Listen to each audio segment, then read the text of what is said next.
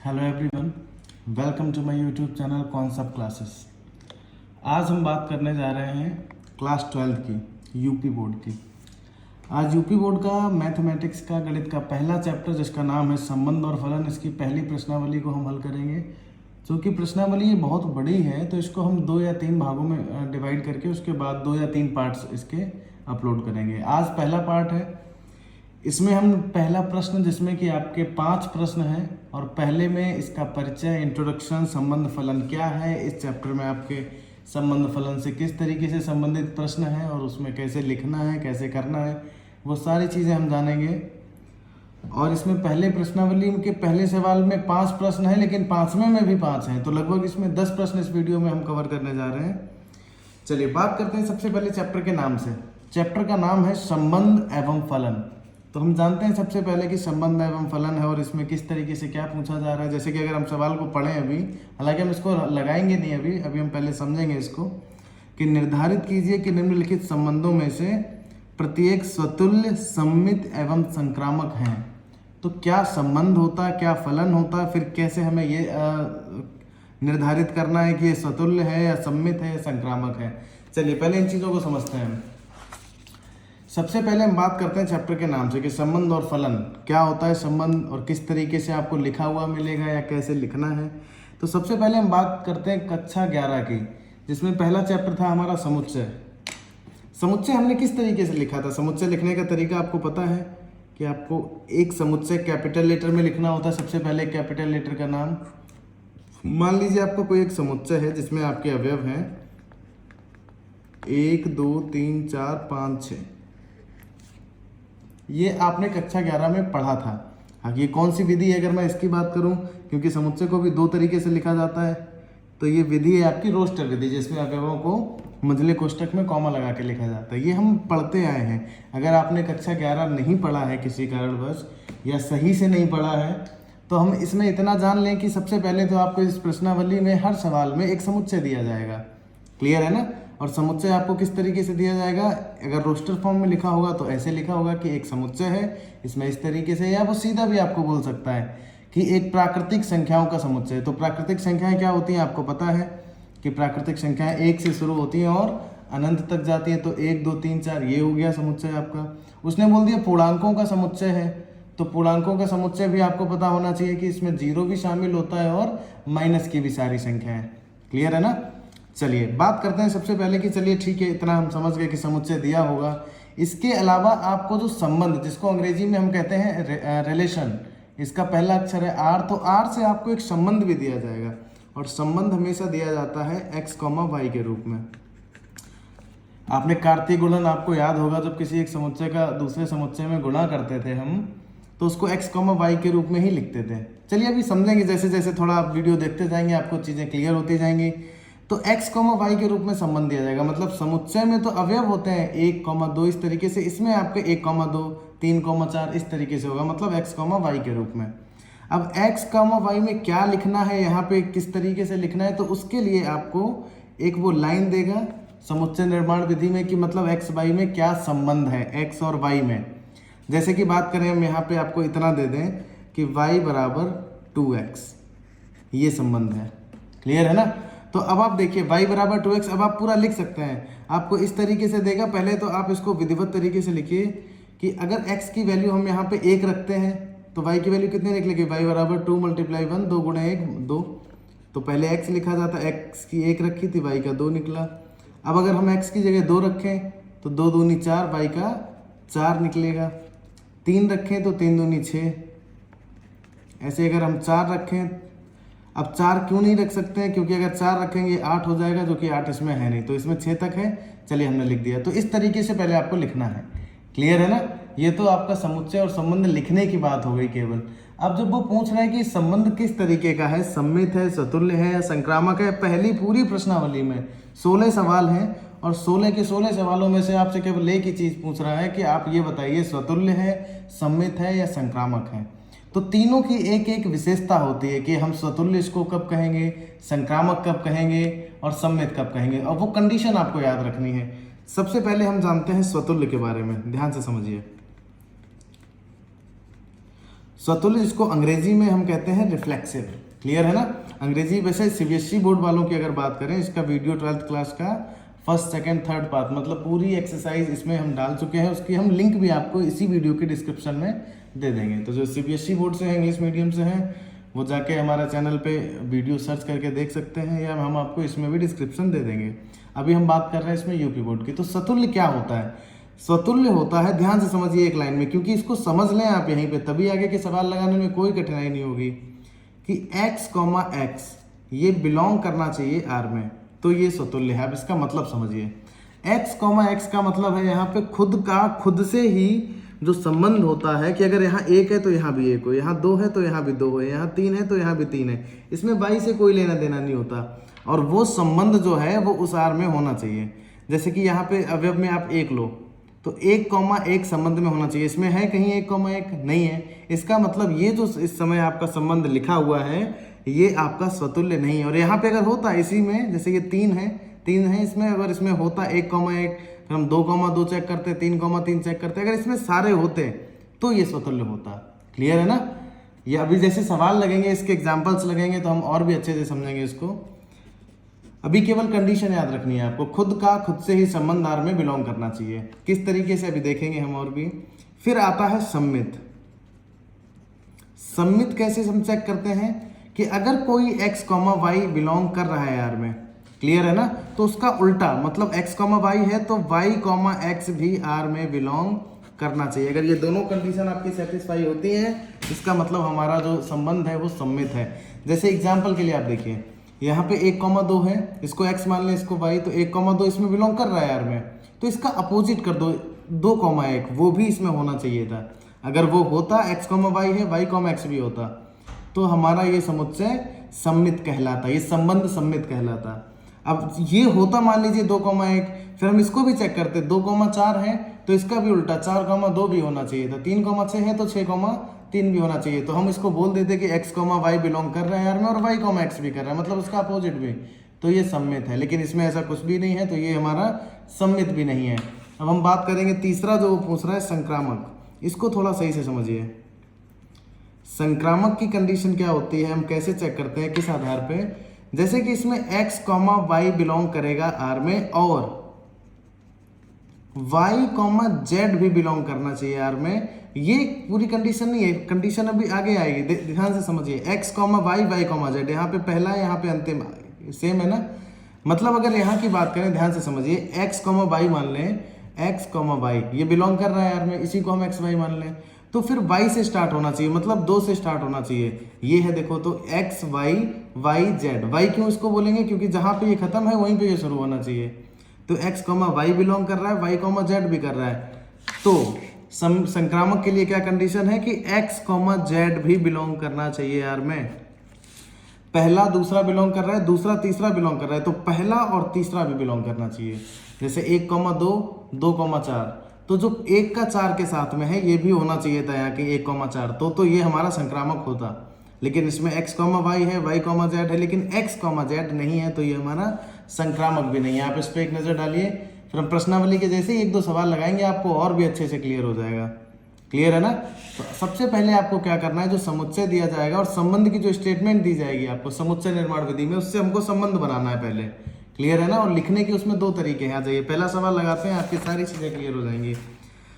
पहला सवाल है आपका कि निर्धारित कीजिए कि निम्नलिखित संबंधों में से प्रत्येक स्वतुल्य, सम्मित या संक्रामक है। कि आप पता करिए कि है कि नहीं है। तो सबसे पहले तो देखिए, हमें एक समुच्चय दिया गया, पहले पार्ट में एक समुच्चय क्या दिया गया, a बराबर 1, 2, 3 और लास्ट 13, 14 तक है। तो समुच्चय आपके पास दे रखा है, a है 1, 2, 3, 4, 5, 6, 7, 8, 9, 10, 11, 12, 13, 14, इतना है आपका, इतने अवयव इसमें हैं। और r क्या है, r है x, y, होता ही x, y, लेकिन x, y में क्या संबंध है वो आपको यहाँ पे दे रखा है, 3x - y बराबर 0। तो पहले तो r के इसमें पूरे अवयव लिखिए। r बराबर क्या हो जाएगा, ध्यान से देखिए, इसको x, y के रूप में नहीं रखेंगे, यहाँ पे हम ये वैल्यू रखेंगे। यहाँ पे x की वैल्यू आप 1 रखें, y उधर चला जाएगा, प्लस में हो जाएगा। अभी इतना आपको दिमाग में कैलकुलेशन करना पड़ेगा। x की जगह अगर हम 1 रखें तो 1 का मल्टीप्लाई 3 में करेंगे, 3 × 1 = 3 या 3 × 3 बराबर y। मतलब अगर x की जगह पे हमने 1 रखा है, इसको आप थोड़ा सा चलिए इसमें मैं आपको समझा देता हूँ कि 3x - y बराबर 0 है। x की जगह अगर हम 1 रखें, x की जगह कितना रख रहे हैं 1, तो रख दो 1, माइनस वाई बराबर 0, 3 एकम 3 माइनस वाई बराबर 0, तो 3 बराबर वाई, वाई कितना निकला 3। जब x की वैल्यू 1 रखी तो y 3 निकला, तो 1 तो हमारा बन गया 1,3, क्योंकि x, y लिखा जाता है, तो x की जगह हमने 1 रखा, y 3 निकल आया। अब 2 रखोगे तो 3 दूनी 6, y उधर चला जाएगा, जब 2 रखोगे तो ये 6 आ जाएगा। क्लियर है ना। अब 3 रखो x की जगह, आप जब आपने x की जगह 3 रखा तो 3 3 9, y आपका 9 बन गया। 4 रखो, 4 3 12, आपका y बन गया 12। अब अगर जैसे 5 रखोगे तो 15 बन जाएगा, 15 इसके बाहर चला जाएगा, हमें 14 तक के अंदर ही रखना है, तो ये हमारा संबंध बन के तैयार हो गया। अब हमें समुच्चय भी पता है, हमारा संबंध भी पता है, अब हमें बस चेक करना है कि ये स्वतुल्य, सममित और संक्रामक है कि नहीं है। अब देखिए आप यहाँ देखिए 1 है तो 1 का 1 के खुद के साथ ही, जैसे 1 का 1 के साथ, 2 का 2 के साथ, 3 का 3 के साथ, इस तरीके से है क्या, नहीं है। अब आपके इसमें नहीं है 1,1 2,2, तो ये स्वतुल्य तो नहीं है, हमें पता चल गया, लेकिन हम लिखेंगे कैसे, तो लिखने के 2 तरीके हैं। एक तो हम किस तरीके से लिख सकते हैं, ध्यान से समझिए, एक सेकेंड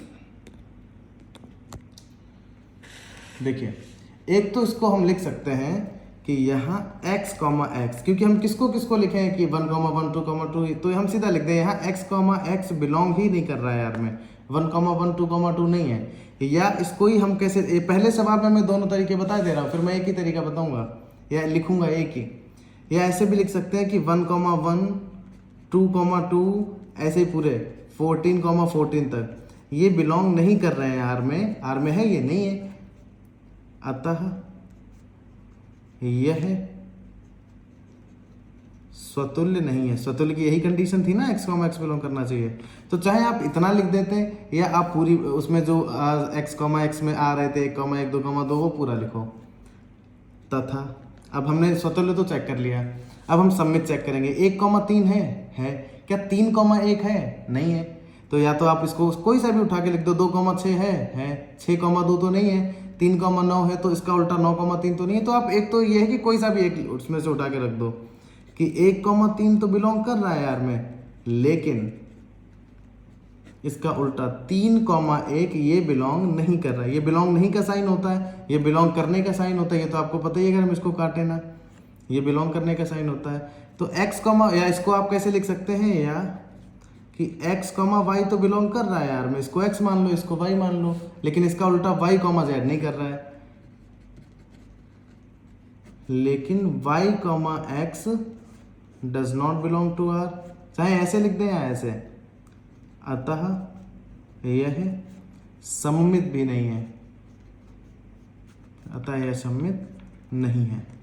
अब तीसरा तरीका, तथा अब x, y बिलोंग कर रहा है r में, मान लो हम इसी को मान ले 1,3, x, y।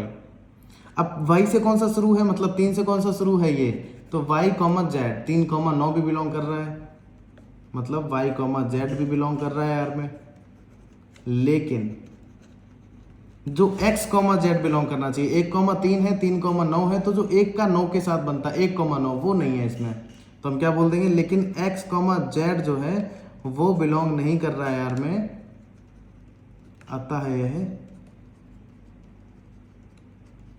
संक्रामक नहीं है। या इसको कैसे लिख सकते थे, 1,3 वाला एग्जांपल पकड़ ले, 1,3 तो बिलोंग कर रहा है यार में, और 3,9 भी बिलोंग कर रहा है यार में, लेकिन 1,3, 3,9, 1,9 बिलोंग नहीं कर रहा है, लेकिन 1,9 बिलोंग नहीं कर रहा है यार में। चाहे ऐसे लिख दें या ऐसे लिख दें, या लिखने का तरीका देख लें, कैसे भी लिख दें इसको। चलिए समझ गए ना।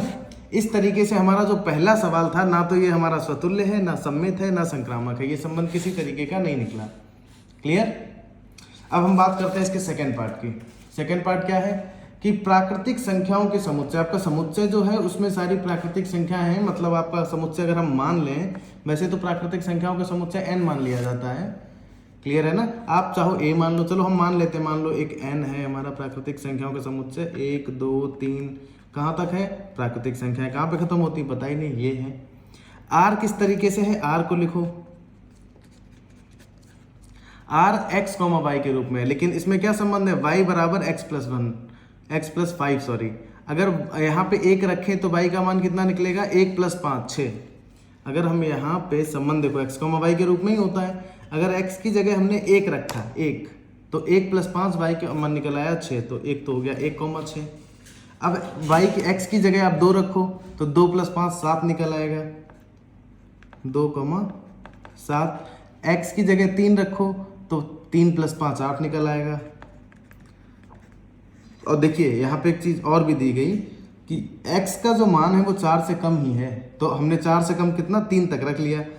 अब हम 4 नहीं रख सकते। अगर यहाँ पे ये बराबर का भी साइन होता कि 4 से कम भी है और 4 के बराबर भी है तो हम 4 को भी रखते हैं, लेकिन उसने लिमिट बता दी। और ऐसे तो लिमिट बतानी भी है, क्योंकि ऐसे तो प्राकृतिक संख्याएं बहुत होती हैं अनंत तक, तो हम कहाँ तक रखते। तो इसीलिए उसने बता दिया कि x का मान जो है वो 4 से कम ही रखेंगे आप। तो 4 से कम प्राकृतिक संख्याओं में 1 है, 2 है, 3 है, तीनों रख लिए, y के मान निकला है, हमारा r रेडी है। अब चेक करिए क्या ये हमारा स्वतुल्य है। देखिए 1 का 1 के साथ या 2 का 2 के साथ या 3 का 3 के साथ में संबंध नहीं है। यहाँ पे ही क्या इसमें ऐसा आपको दिखाई पड़ रहा है 1, 1, 2, 2, 3, नहीं है ना। तो इसको हम केवल इतना लिख देंगे कि यहाँ x, x बिलोंग ही नहीं कर रहा है यार में। जरूरी नहीं हम ये लिखें, मैंने आपको पीछे ही बता दिया, आप चाहो तो वैसे भी लिख सकते हो।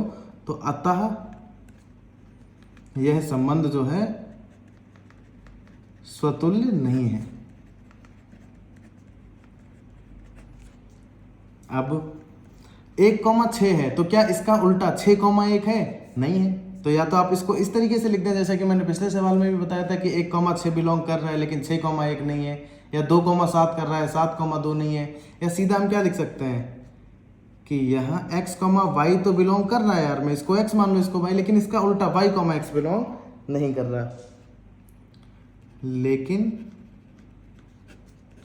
y, x जो है वो बिलोंग नहीं कर रहा है यार में। अतः ये कंडीशन किसकी होती है? सम्मित की।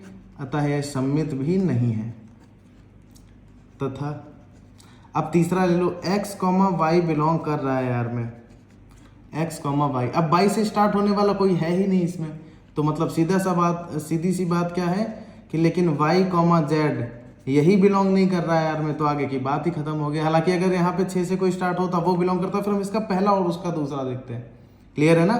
तो y, z बिलोंग नहीं कर रहा है तो x, z बिलोंग ही क्या करेगा? क्लियर है ना, वो भी बिलोंग नहीं कर रहा। अतः यह संक्रामक भी नहीं है।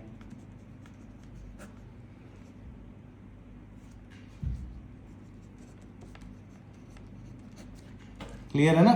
चलिए इसके थर्ड पार्ट की बात करते हैं।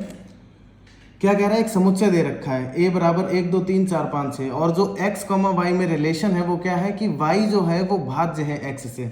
समुच्चय तो है, सीधा आप r बनाइए अपना। r क्या है? ध्यान से देखिए, जो y है ये जो है ये भाज्य है x से, मतलब इसमें जो नंबर है इससे ये डिविजिबल है। अगर यहाँ पे हम 1 ले लें और यहाँ पे भी 1 ले लें तो 1 से 1 तो कट ही जाता है एक बार में, तो इसका मतलब ये भी है। इसमें 2 ले लें इनमें से पहले, तो 2 से 2 भी कट जाएगा, 2 से 2 तो खुद से तो सारे ही भाज्य होते हैं, तो खुद के हम सारे ही इसमें संबंध लिख देंगे। 1, 1, 2, 2, 3, 3, 4, 4, 5, 5, 6, 6। समझ रहे हैं ना, क्योंकि खुद से तो सारे ही भाज्य हैं। अभी लेकिन इतना ही नहीं है, अभी और देखिए आप, 1 से भी सारे भाज्य हैं। 1 से 2 भी भाज्य होता है, 1 के पाड़े में 3 भी आता है, 1 के पाड़े में 4 भी। तो इसका मतलब इसमें इस तरीके से भी है 1, 2, 1, 3, 1, 4, 1, 5, 1, 6, ये भी है। अब 1, 1 तो हम लिख चुके थे यहाँ पे। अब देखिए, अब 2 से पकड़िए, मतलब पहले जो लिखेंगे x लिखेंगे वो उससे डिविजिबल होगा y, इसलिए इस तरीके से लिख रहे हैं हम। तो यहाँ पे अगर 2 पकड़ें तो 2 से 3 तो नहीं, 2 के पाड़े में 3 तो नहीं आता, 2 के पाड़े में 4 आता है, तो 2, 4 भी है, क्योंकि x से भाज्य है y। ठीक है ना, y भाज्य है x से, यही तो दे रहा है। अब 2 से 5 भी भाज्य नहीं होता, 2, 6 भी है, क्योंकि 2 से 6 भी भाज्य होता है। अब 3 को देखो, 3 किससे कटता है? केवल 6 से। तो इसमें आपके इतने संबंध हैं, और जो खुद से लिखोगे वो हम लिख चुके हैं पहली लाइन में। अब इसको चेक करो, सबसे पहले स्वतुल्य देखो, यहाँ 1, 1, 2, 2, 3, 3 खुद के साथ में है, तो या तो आप इसको इस तरीके से लिख दें कि यहाँ 1, 1, 2, 2, 3, 3 बिलोंग कर रहे हैं आर में, इसलिए ये हमारा स्वतुल्य है। या सीधा एक क्या लिख सकते हैं कि यहाँ x, x बिलोंग कर रहा है आर में। क्लियर है ना। अतः यह स्वतुल्य है। अब आ जाइए सम्मित की बात करते हैं। आप कोई सा भी एक पकड़ लें, 1,3, 1,3 इसमें है तो क्या 3,1 है? कहीं पे देखो, क्योंकि अगर 3,6 हमने लिखा किस हिसाब से, संबंध क्या है कि ये संख्या से ये भाज्य है, तो क्या उल्टा हो सकता है? अगर 3 के पहाड़े में 6 आता है तो क्या 6 के पहाड़े में भी 3 आएगा? नहीं हो सकता ना। इसका मतलब यहाँ पे अगर 3,6 है, 6,3 नहीं है, 1,6 है, 6,1 नहीं है, मतलब x, y तो है, बिलोंग कर रहा है यार में, लेकिन y, x नहीं है। क्लियर है ना? मतलब इसका उल्टा नहीं हो सकता, और नहीं हो सकता, ये वो बिलोंग नहीं कर रहा है यार में, तो ये कैसा नहीं है? अतः यह सम्मित नहीं है। अब तीसरा ले लीजिए, मान लीजिए x, y बिलोंग कर रहा है यार, x, y किसी को भी मान लें, हम इसको मान लें 1,3, x, y, अब 3 से स्टार्ट होने वाला इसको मान लो, x, y, y, z, ठीक है ना। और x, y अगर हम इसको मान लें, इसको y, z मान लें, तो x, z 1,6 भी होना चाहिए, जो कि है, एक के साथ तो सारे ही हैं, ये है x, y भी है, y, z भी है, और x, z भी है। क्लियर है ना? दूसरा पकड़ लो आप, जैसे मान लो 2,6 ले लो, 2,6, 6 से तो शुरू नहीं होगा कोई, तो आप इसको इस तरीके से ले लें, चलो इसी को ले लो, 2,6 है, 6,6 भी है, x, y है, y, z है, तो 2,6 भी मिलेगा आपको यहीं पे। अब इसको और समझ लीजिए आप एक तरीके से, 1,2 है, ठीक है ना, x, y, 2,4 भी है, 2,4 भी, x, y, z, तो x, z है 1,4, ये भी आपको मिल जाएगा। मतलब यहाँ पे x, y बिलोंग कर रहा है यार में, और y, z भी है बिलोंग कर रहा है यार में, तथा x, z भी है, पहले का इसके साथ ये भी है, तथा x, z भी बिलोंग कर रहा है यार में, अतः यह संक्रामक भी है। तो ये देखिए स्वतुल्य भी है, संक्रामक भी है, सम्मित नहीं निकला बस, अतः यह संक्रामक है। क्लियर है ना? इस तरीके से। चलिए इसके 3 पार्ट लग गए, चौथे की बात करते हैं अब हम इसमें, समस्त पूर्णांकों के समुच्चय में। अब पूर्णांक क्या होता है? पूर्णांक आपको अभी जिक्र किया था जब मैं स्टार्ट कर रहा था इसको, कि पूर्णांक आपके प्लस में भी होते हैं, माइनस में भी होते हैं। आप जीरो के इधर भी ले लें, प्लस में भी जितने ले सकते हैं, 0, 1, 2, 3, 4, 5, 6 तक, और माइनस में भी, जो नंबर रेखा पे हम संख्या रेखा पे दर्शाते हैं, -1, -2, -3, -4, -5, इस तरीके से। चलिए, तो पूर्णांक में हमारे हर तरीके का नंबर है। तो अब इसमें ये कह रहा है x, y इस तरीके से है कि अगर हम घटा दें x में से y को तो वो एक पूर्णांक आए। अब इसको आपको देखिए, इसमें हम संबंध r बनाएंगे तो हम क्या लिखेंगे? पूर्णांक तो हजारों लाखों होते हैं, तो इसको केवल आप दिमाग में समझिए और ध्यान से सुनिए। अगर हम यहाँ पे कोई भी नंबर ले लें, 1 ले लें, यहाँ 2 ले लें, तो 1 में से 2 घटाओगे -1 आएगा, वो भी एक पूर्णांक है। क्लियर है ना? यहाँ पे 1 में से 2 घटाओ या 2 में से 1 घटा लो, यहाँ पे 2 यहाँ पे 1 कर लो, तो वो भी 1 आएगा, वो भी पूर्णांक है, क्योंकि धनात्मक आया है, ऋणात्मक है। नंबर बदलने से ज़्यादा आप साइन बदल दोगे कि 4 2 कर दो और 2 4 कर दो, केवल साइन का ही अंतर तो आएगा, और साइन चाहे प्लस में या माइनस में पूर्णांक तो होता ही है। अच्छा, 0 भी एक पूर्णांक होता है। तो यहाँ पे कोई सा भी आप नंबर अगर लिखेंगे 1,1, तो 1,1 का मतलब है 1 में से 1 घटाया जाएगा, वो 0 आएगा, वो एक पूर्णांक है। 2,2 कोई सा भी आप खुद के साथ लिख दो, आंसर 0 आएगा, क्योंकि जब वो घटाओगे आप खुद में से, तो और 0 भी पूर्णांक होता है। इसका मतलब क्या है कि यहाँ पे x, x बिलोंग कर रहा है यार में। क्यों कर रहा है? क्योंकि x में से x माइनस करोगे वो आएगा बराबर 0, जो कि एक पूर्णांक है। 0 पूर्णांक में ही आता है। क्लियर है ना? अतः यह स्वतुल्य है, स्वतुल्य तो है। अब हम बात करेंगे इसमें सम्मित की। अगर 2,3 रखो और 3,2 रखो, तो 2 में से 3 घटा दो -1, और 3 में से 2 घटा दो 1, और 1 और -1 दोनों ही पूर्णांक होते हैं। संबंध यही तो है कि x में से y घटाओ, पूर्णांक आना चाहिए। यहाँ पे 4 और 5 रख दो, 4 में से 5 गया -1, और 5 और 4 रख दो, 5 में से 4 गया 1, और 1 -1 दोनों पूर्णांक है। यहाँ 8 रख दो, यहाँ 10 रख दो, 8 में से 10 गया -2, 10 में से 8 गया 2। मतलब यहाँ पे चाहे आप x, y कर दो, तथा y, x दोनों ही बिलोंग करेंगे आपके R में। और अगर ये कंडीशन होती है तो ये सम्मित भी है, अतः यह एक सम्मित संबंध है। संक्रामक चेक करते हैं। x, y बिलोंग कर रहा है R में। जैसे कि मान लो यहाँ पे 2,5 रख दो, तो 2 में से 5 गए -3 आएगा, बिलोंग कर रहा है क्योंकि पूर्णांक है वो भी। और इसमें संबंध यही है कि जो आप घटाओगे वो पूर्णांक आना चाहिए, यही संबंध है। अब यहाँ पे 2,5 रखा, तो अब 5 से शुरू करो कोई, मतलब y, z और 5,8 रख लो। देखो पहले हमने 2,5 रखा, फिर हमने 5,8 रखा, क्योंकि 5 से ही शुरू करना है, y, z करना है। तो 5 में से 8 घटाया वो भी -3, वो भी पूर्णांक है। अब 2 में से 8 घटाओ, x और z की बात करो, तो 2 में से 8 गया वो भी -6, वो भी पूर्णांक है। क्लियर है ना, मतलब x, y वो भी बिलोंग कर रहा है यार में, वो भी पूर्णांक आएगा। x में से y घटाओगे, y में से z घटाओगे, वो भी एक पूर्णांक आएगा, तो वो भी बिलोंग कर रहा है। तथा x, z को भी कर दोगे, वो भी घटाओगे, वो भी पूर्णांक ही आएगा, वो भी R में बिलोंग कर रहा है। अतः यह एक संक्रामक संबंध भी है।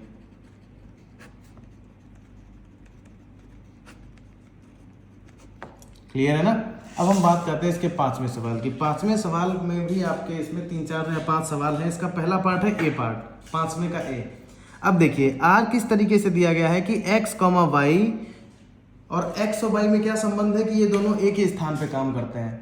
अब ध्यान से समझिए, क्या यहाँ पे x पॉसिबल है कि जैसे मान लीजिए आपके कई सारे मोहल्ले के दोस्त हैं, आपका नाम राहुल है, किसी का श्याम है, किसी का मोहन है, कई सारे लड़के और सारे एक ही मोहल्ले में रहते हैं।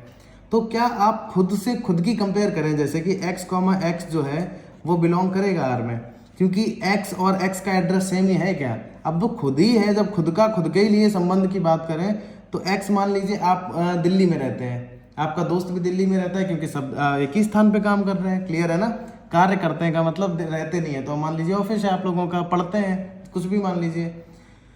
तो जहाँ आप काम करते हैं वहीं पे आप काम करते हैं, तो x जहाँ पे रहता है वहीं पे x रहता है, क्योंकि वो खुद ही है तो एक ही जगह पे रहेगा। इसका मतलब यहाँ पे x और x बिलोंग कर रहा है यार में। और क्यों है इसको लिख दो, क्योंकि x तथा x एक ही स्थान पर रहते हैं, क्योंकि वो एक ही व्यक्ति ही है। खुद का खुद से कंपेयर करेंगे तो एक ही स्थान पर रहेंगे, एक ही स्थान पर कार्य नहीं करते हैं, हम रहते नहीं है, कार्य करते हैं। अतः और ये कंडीशन अगर हमारी मिल जाती है तो ये कैसा संबंध है, एक स्वतुल्य संबंध है। अतः यह एक स्वतुल्य संबंध है। अब आ जाओ, अगर x, y बिलोंग कर रहा है यार में, मतलब जहां आप रहते हैं वहीं पे आपका दोस्त रहता है। अरे मैं बार बार रहना बोल देता हूँ, मतलब यहाँ पे कार्य करने से, जहां आप काम करते हैं वहीं पे आपका दोस्त काम करता है। तो क्या इसका अपोजिट हो सकता है कि जहां आपका दोस्त काम करता है वहां आप काम करते हैं? ये भी तो बात वही है, क्योंकि एक ही जगह करते हैं। तो जहां राहुल काम करता है वहीं श्याम करता है, तो इसको अपोजिट भी तो बोल सकते हैं कि जहां श्याम काम करता है वहीं राहुल काम करता है, क्योंकि दोनों की जगह एक ही है। क्लियर है ना। और ये कंडीशन अगर फॉलो हो जाती है तो ये कैसा है संबंध, अतः यह सम्मित है। और पहले पूरे सवाल में हमें बस इतना ही चेक करना है कि स्वतुल्य, सम्मित, संक्रामक, बस। अब यहाँ पे ले लो संक्रामक के लिए, मान लीजिए आप जहाँ काम करते हैं वहीं आपका एक दोस्त काम करता है, ठीक है। अब जहाँ आपका दोस्त काम करता है वहीं पे आपका कोई तीसरा दोस्त भी काम करता है या उसका दोस्त काम करता है। तो x, y एक ही जगह पे रहते हैं, y, z भी एक ही जगह पे रहते हैं। तो x और z भी तो उनकी जगह भी तो सेम ही होगी कि जहाँ राहुल काम करता है वहीं श्याम काम करता है, जहाँ श्याम काम करता है वहीं मोहित काम करता है। तो ये जो राहुल और मोहित है वो भी तो एक ही जगह काम करते हैं, क्योंकि सब एक ही जगह काम करते हैं। अतः x और z भी तो वहीं पे काम करेंगे, तो x, z भी तो बिलोंग कर रहे हैं यार में। और ये कंडीशन किसकी होती है, x, y, z, x, z संक्रामक की। अतः यह एक संक्रामक संबंध है।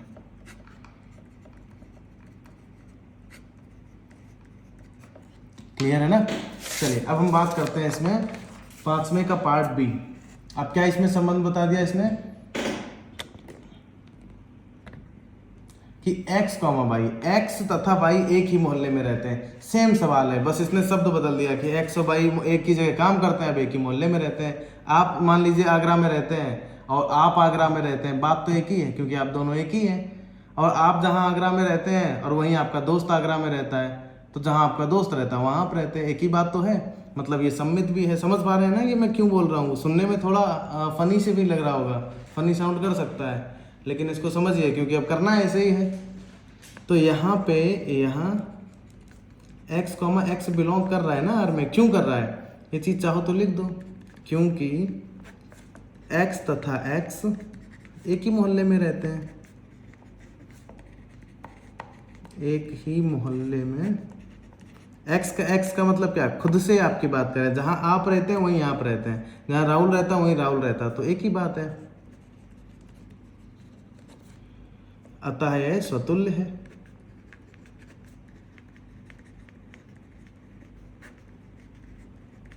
अब अगला ले लो, x, y, आप और आपका दोस्त एक ही मोहल्ले में रहते हैं, जिस मोहल्ले में आप उसी मोहल्ले में आपका दोस्त।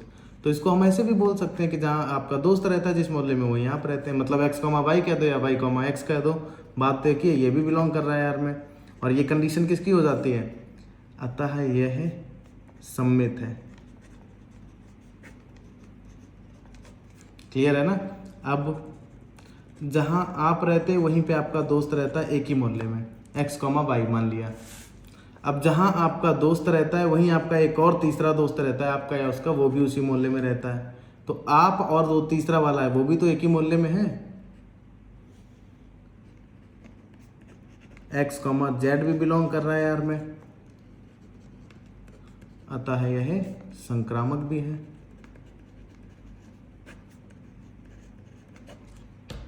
क्लियर है ना।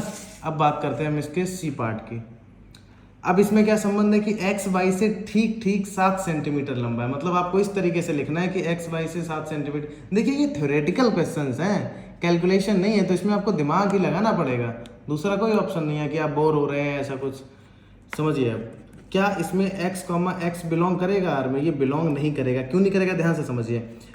इसमें क्या संबंध है कि ये जो है व्यक्ति इससे 7 सेंटीमीटर लंबा है एक्स वाई से, तो x कभी खुद से 7 सेंटीमीटर लंबा हो सकता है, कोई भी व्यक्ति नहीं हो सकता।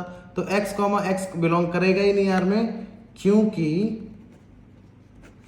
कोई खुद से लंबा नहीं होता है, अतः यह स्वतुल्य तो नहीं है। अब आ जाइए, तथा अगर यहाँ पे x, y बिलोंग कर रहा है यार में, मतलब ये एक आप हो, ये आपका दोस्त है और आप अपने दोस्त से 7 सेंटीमीटर लंबे हो, तो क्या ये पॉसिबल है कि x भी बिलोंग करेगा यार में। आप अपने दोस्त से 7 सेंटीमीटर लंबे हो, क्या हम इसको ऐसे भी कह सकते हैं कि आपका दोस्त भी आपसे 7 सेंटीमीटर लंबा है? नहीं, वो आपसे छोटा होगा फिर। क्लियर है ना। अगर x y से लंबा है तो y x से लंबा नहीं, छोटा होगा, मतलब इसको हम उल्टा नहीं बोल सकते। x y तो बिलोंग करेगा R में, बट y x नहीं कर सकता है, इसका मतलब ये does not belong to R, अतः यह सम्मित नहीं है।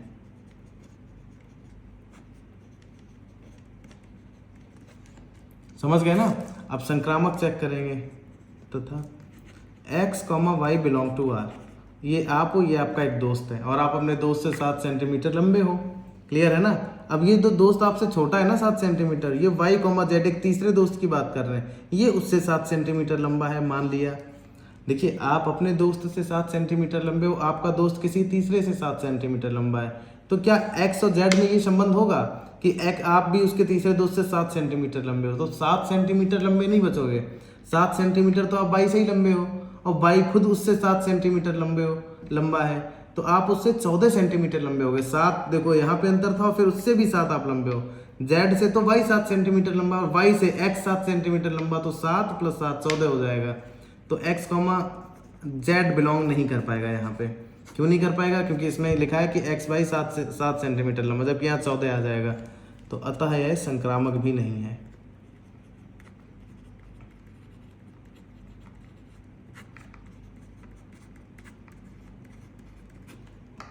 क्लियर है ना। चलिए अब हम बात कर रहे हैं इसके डी पार्ट की, और इसमें डी और ई पहले में यही दोनों बचे हैं, पहला सवाल कंप्लीट हो जाएगा। चलिए r बराबर दिया क्या, x, y, और x y में क्या है कि x जो है वो y की पत्नी है। देखिए तो क्या यहाँ पे ऐसा पॉसिबल हो सकता है कि x, x बिलोंग करे?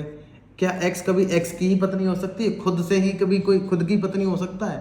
पॉसिबल ही नहीं है। तो ये x, x बिलोंग नहीं करेगा R में। क्यों नहीं करेगा? क्योंकि कोई खुद की पत्नी नहीं हो सकता।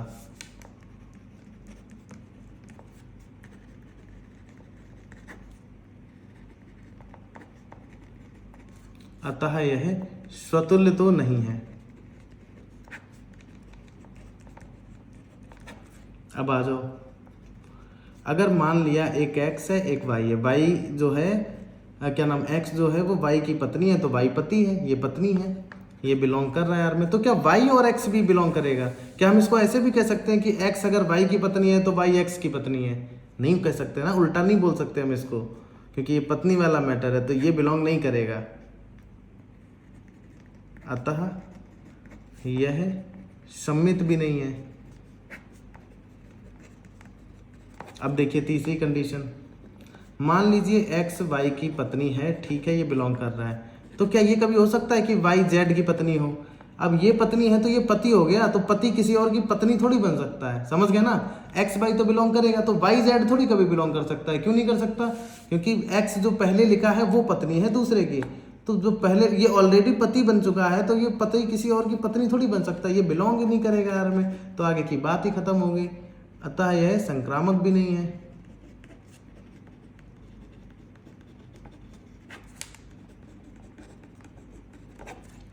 क्लियर है ना? चलिए अब हम बात करते हैं इसके ई पार्ट की, जो कि पहले का लास्ट है। x, y, x y का पिता है। क्या संबंध है यहाँ पे कि जो पहले लिखा है वो दूसरे का पिता है, तो क्या कभी यहाँ पे ऐसा हो सकता है x, x बिलोंग करेगा? करेगा ही नहीं। क्यों? कोई खुद का पिता हो ही नहीं सकता। क्लियर है ना? अतः आप चाहो तो लिख सकते हो, जैसे कि हम हर सवाल में लिखते आए हैं, आप यहाँ भी लिख सकते हो, क्योंकि कोई खुद का पिता नहीं हो सकता, अतः यह स्वतुल्य नहीं है। अब आगे आ जाओ, अगर मान लीजिए x और y में ये एक संबंध है कि x जो है वो इसका पिता है, तो ये बेटा है, तो क्या हम इसको उल्टा भी बोल सकते हैं कि y x का पिता है? अगर x y का पिता है तो y x का पिता है, ऐसा बोल सकते हैं हम कि अगर ये जो राहुल है ये मोहन का बेटा है तो मोहन राहुल का बेटा है। उल्टा नहीं बोल सकते ना हम इसको, क्योंकि वो उसका बेटा है तो एक बाप बन जाएगा। x जो है वो y का पिता है, तो y जो है x का बेटा है ना कि पिता, तो ये जो है ये बिलोंग नहीं करेगा R में। अतः इसमें लिख सकते हो, क्योंकि कोई खुद के बाप का बाप नहीं हो सकता। बातचीत में आज की जनरेशन के बच्चे हो जाएं वो अलग चीज़ है, बट बायोलॉजिकल पॉसिबल नहीं है ना, अतः ना मैथमेटिकल पॉसिबल है, अतः यह सम्मित भी नहीं है। तीसरा देखिए, यहाँ x, y बिलोंग कर रहा है R में। मान लो एक व्यक्ति है, ये पिता है और ये बेटा है, और y, z है। अब ये पिता है, ये बेटा, ये तीसरे का है, ये यहाँ पे तो उसी का था इसलिए ये गलत था, ये तीसरे का बेटा है। लेकिन यहाँ पे x, z बिलोंग नहीं करेगा, इसको समझिएगा क्यों नहीं करेगा। x, z does not belong to R। ये एक आदमी है, ये इसका बेटा है, मतलब ये इसका पिता हो गया, x y का पिता है, y किसी z का पिता है, मतलब ये उसके बेटे का भी बेटा है, तो ये इसका कौन बना? दादा पोता। क्लियर है ना? जैसे कि मान लीजिए ये आपके दादाजी हैं, ये आपके पिताजी हैं, तो आपके पिताजी के तो पिताजी हुए दादाजी। अब ये पिताजी हैं, ये आप हैं, तो आपके पिताजी हैं, ये दोनों जगह ठीक है, लेकिन आपके दादाजी के तो आप पोते हुए ना कि बेटे, तो इसलिए x, z बिलोंग नहीं करेगा R में, अतः यह संक्रामक भी नहीं है। तो बस आपको इस एक्सरसाइज में आगे भी जो सवाल करने हैं, आगे शायद प्रूव करने वाले, सिद्ध करने वाले हैं, लेकिन सवाल यही है, आपको केवल यही कॉन्सेप्ट समझना है कि क्या सम्मित है, क्या स्वतुल्य है, क्या संक्रामक है। तो लगातार जुड़े रहिए। अगर पहली बार में आपको एकदम बखूबी क्लियर नहीं है तो थोड़ा सा चिंतन करें, ठीक है ना, इसको रिवाइज करें। बाद बाकी फिर भी कोई डाउट्स हो तो आप पूछें, कमेंट बॉक्स में पूछें। वीडियो अच्छी लगी हो तो लाइक करें, सब्सक्राइब करें, शेयर करें और जुड़े रहिए हमारे चैनल के साथ में। इसका अगला पार्ट कल आएगा। बाद बाकी 1.2, 1.3 और आगे की सारे एक्सरसाइज और सारे सब्जेक्ट्स, चाहे वो यूपी बोर्ड के हो, सीबीएसई बोर्ड के, आपको बारी बारी करके सारे सब्जेक्ट्स पढ़ाए जाएंगे। चैनल से जुड़े रहिए। धन्यवाद वीडियो देखने के लिए।